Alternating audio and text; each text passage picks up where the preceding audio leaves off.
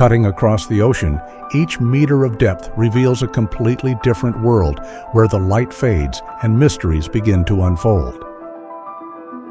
Far below the reach of sunlight, nearly 2,500 meters beneath the surface, lives a creature that shouldn't be able to survive. The water here is close to freezing, and the pressure is enough to crush most marine life. But the toothfish doesn't just endure, it dominates. Its blood contains natural antifreeze proteins, preventing its body from freezing in the icy ocean. Its flesh is rich in oil, helping it survive in one of the harshest environments on Earth. A fully grown adult can reach up to 2.3 meters in length and weigh over 100 kilograms, about the size of a full-grown human. And most astonishing of all, they can live for more than 50 years, even close to 70, while many other fish survive only a few short years.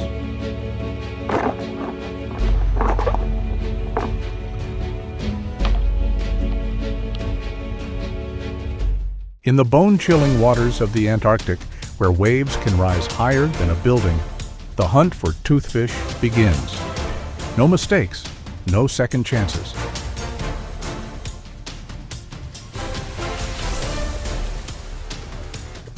Massive industrial fishing lines are deployed, sinking slowly into the darkness thousands of meters below the ocean's surface.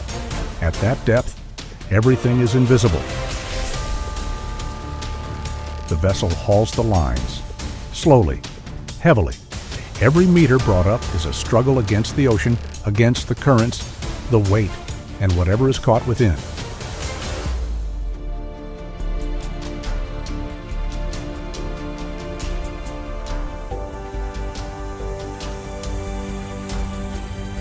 Then, as the catch breaks the surface, everything turns chaotic. Giant fish thrash violently, bodies weighing tens of kilograms slamming against the freezing wet deck.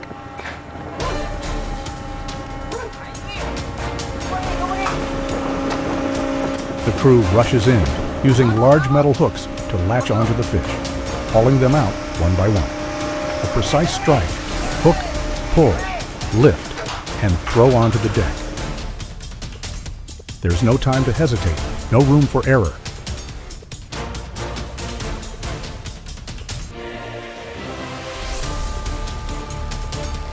But the danger isn't just beneath the water, it's right there on the deck. The cables are under extreme tension, and if one snaps or recoils, it can throw a person in an instant.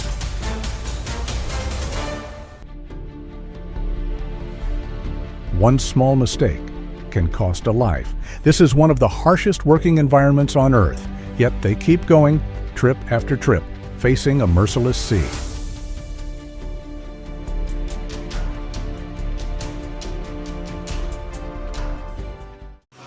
The blade touches the fish's skin, a long, smooth cut, almost effortless.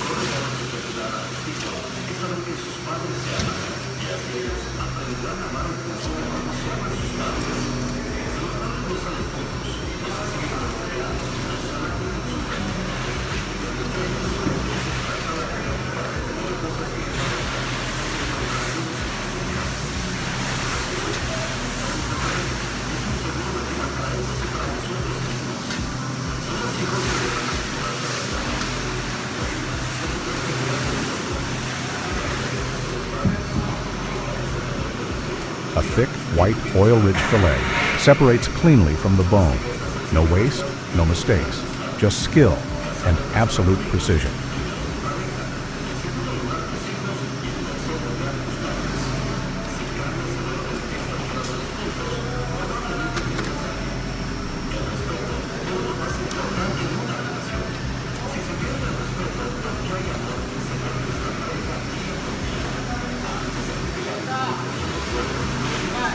The belly cut, is softer, richer, and the most valuable part.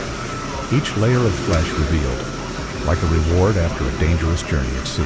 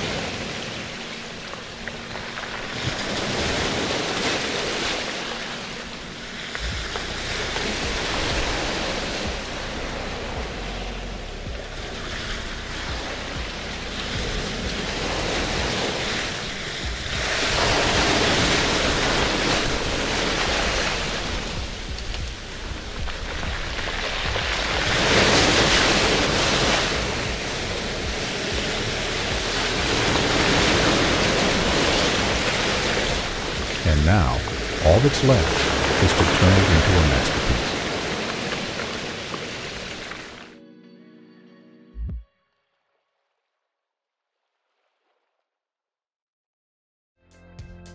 A thick, white, oil-rich fish fillet is placed on the plate, the final step of a journey from the deep ocean. The fish is lightly seasoned with salt and pepper. Ginger is sliced into thin strips, and scallions are cut into segments. A cornstarch slurry is prepared to create a glossy sauce.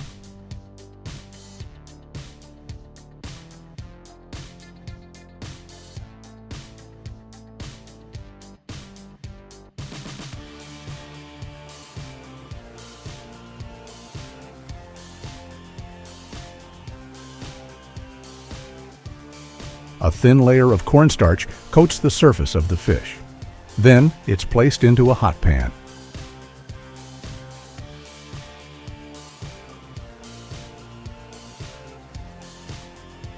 In another pan, the ginger and scallions are quickly stir-fried. Soy sauce, sugar, and water are added. Then the cornstarch slurry thickens the sauce into a rich, glossy finish.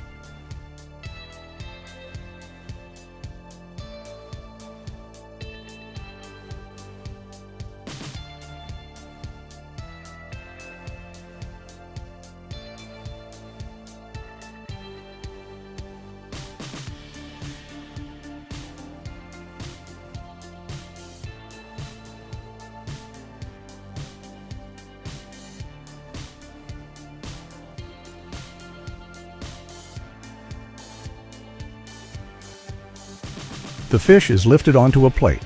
The sauce is poured over the top, coating the crispy skin evenly.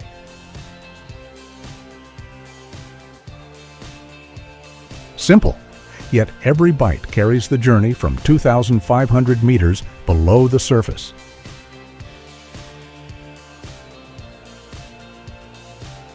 And that's why a dish that seems so humble can become something truly extraordinary.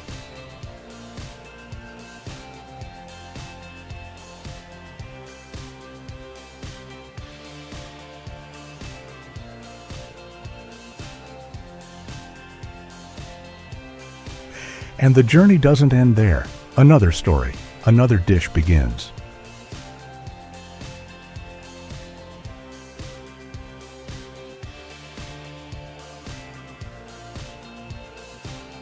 The water is calm.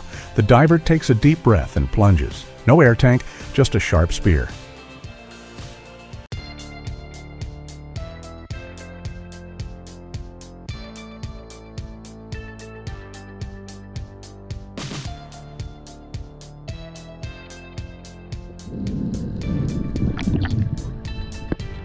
At the seabed, the local pearlfish hides among the coral, moving fast and unpredictably.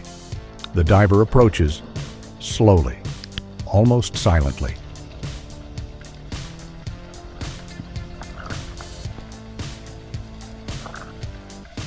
A moment, the spear is thrown, hit, or miss.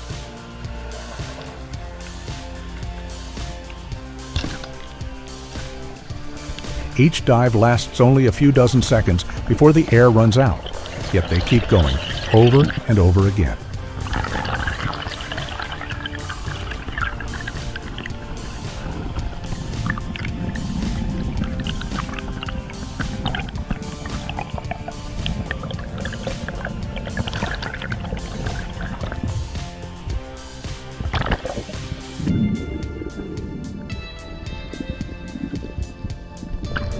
Perch.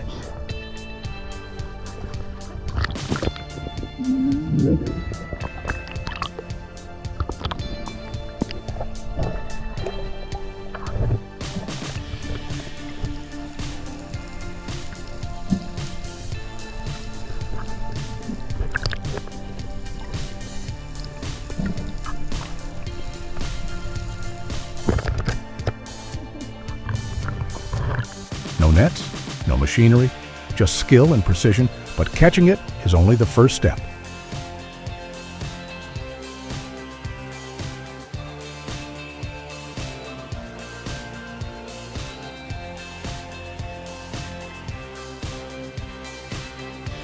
The next part is what really matters.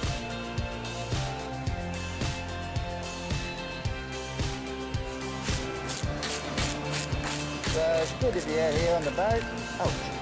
And better than in the kitchen. The reason why I'm gutting and grilling the fish and knocking all the scales off is you might want to, you have a nice sharp knife, go into the vent and you go through those two fins there. The fish lies still on the cutting board. A single cut opens the belly. Between the gills and the wings, just a little cut there. And The guts are removed swiftly. The gills are sliced cleanly. like that. The next thing is that you've got a bit of blood in here. You want to get rid of all that. Pulled out completely. Okay? The knife glides along the backbone with a light twist. Smooth white fillets separate from the bones. Bones there. You just cut the knife in between those bones there. Go across there and carve around the backbone. Flip it. Repeat. Fast, precise, no waste. Like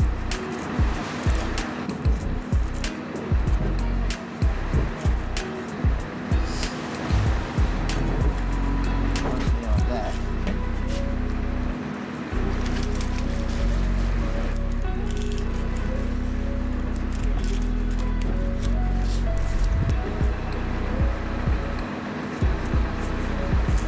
And this flesh is about to be transformed into a complete dish. That little fin there. And what you do is just do one fillet across, tapering towards the back like that. You're just going to take another piece like that, and just cutting on one side of the pin bones.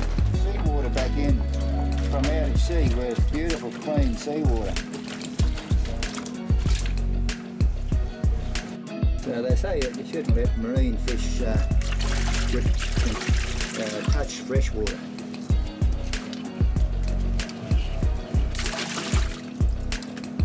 Now, here's our frame. We use that for fish stock. There's nothing wasted here.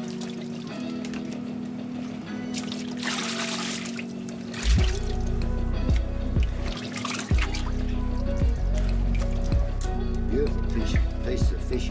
I didn't weigh this fish, so I should have gone and weighed it.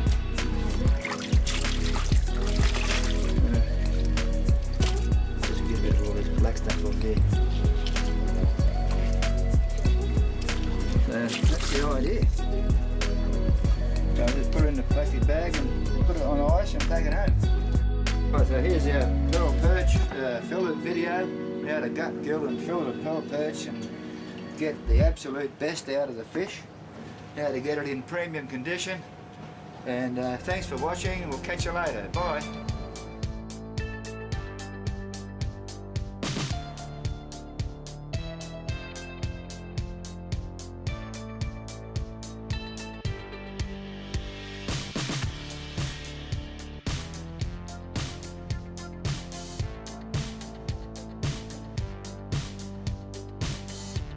The spices hit the pan. Garlic, onions, and seasonings sautéed until the aroma fills the air.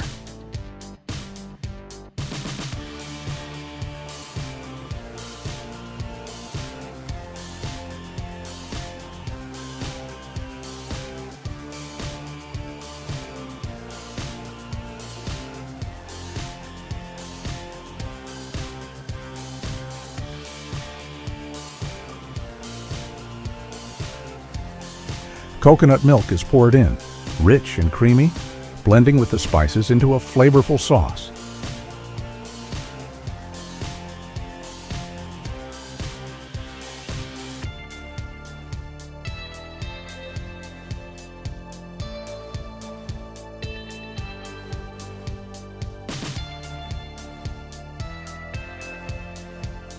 The fish is added, submerged in the gently simmering sauce. No need to stir aggressively, just let the heat cook it slowly.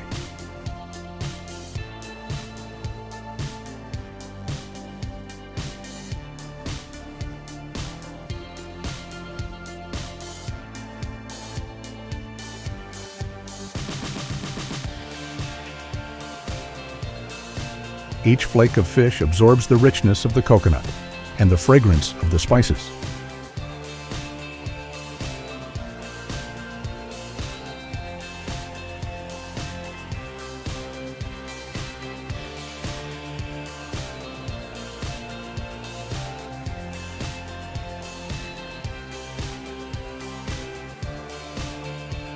When done, the sauce thickens, coating every tender, hot piece of fish. A simple dish, yet full of flavor and life.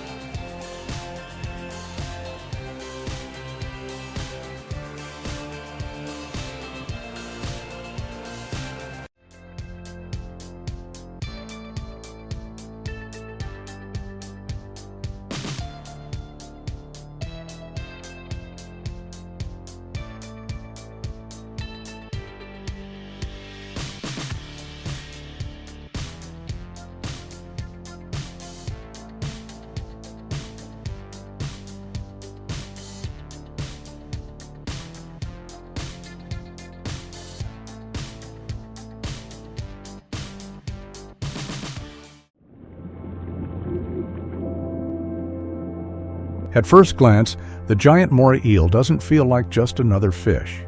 It seems more like something engineered for survival, a living machine built to rule the dark, narrow spaces of the reef.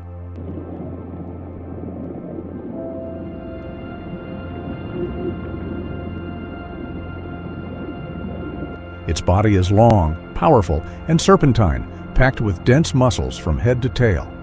Without belly fins slowing it down, it slips through rocks and coral with eerie ease, appearing and vanishing like a creature of the shadows.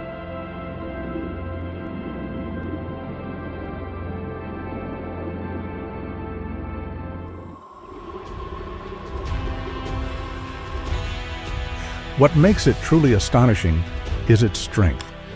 When threatened or captured, the eel doesn't just struggle. It coils, twists, and releases sudden bursts of power, turning its entire body into a whipping engine of muscle.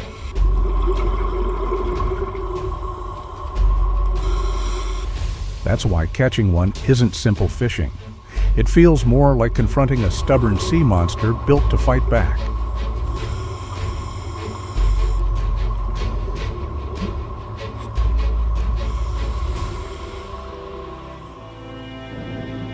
Venturing into those subterranean pitch-black crevices to face a giant moray eel is like challenging a prehistoric force of nature in its own sanctuary. This isn't just a hunt, it's a high-stakes chess match played out in a claustrophobic liquid labyrinth.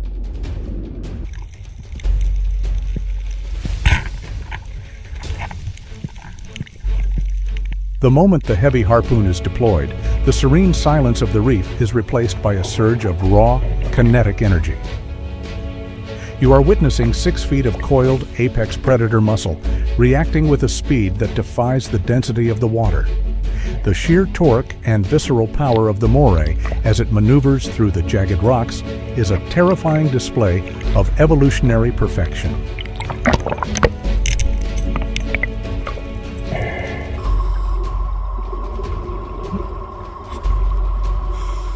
Maintaining composure in this high-voltage environment requires nerves of titanium.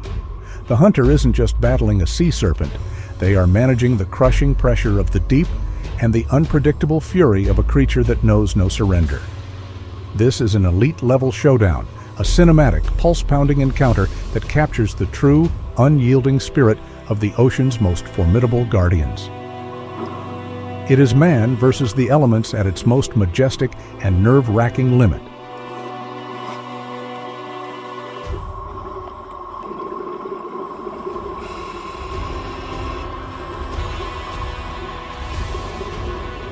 But once the violent struggle beneath the waves finally comes to an end, the story of the giant moray eel enters a completely different stage, where raw ocean power gives way to precision, discipline, and the quiet mastery of the chef's knife.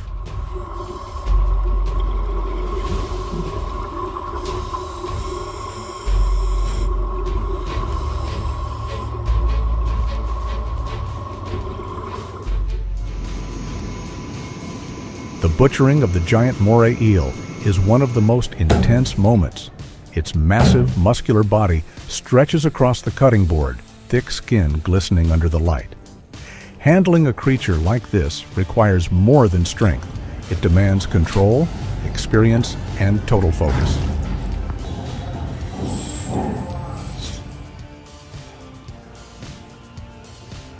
With steady precision, the chef runs the knife along the body, cutting through tough skin and dense flesh to reveal the pale interior. Each movement is deliberate and respectful.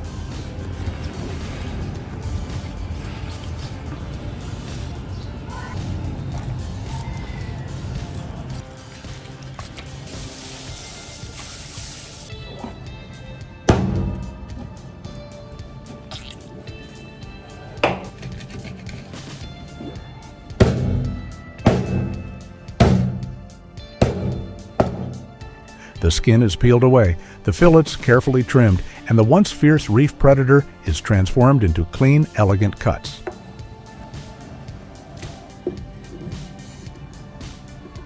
With the butchering complete and the elegant cuts of eel ready, the process shifts from the quiet precision of the knife to the lively rhythm of the kitchen, where heat and sauce will bring the dish to life.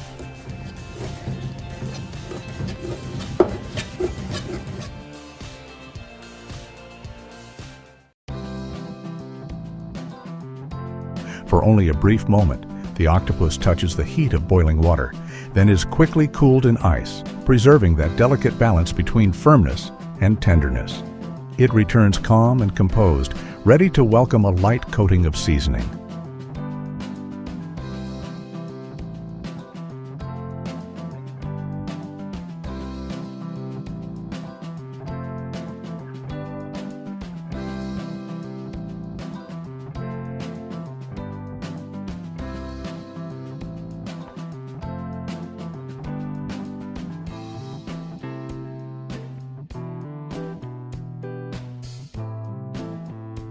Then the charcoal fire begins to whisper its warmth.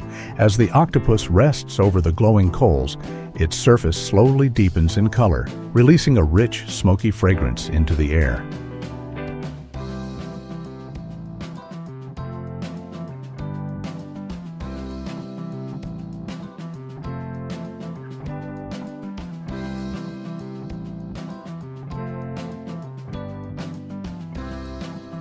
What emerges in the end is a quiet triumph of flavor and craft.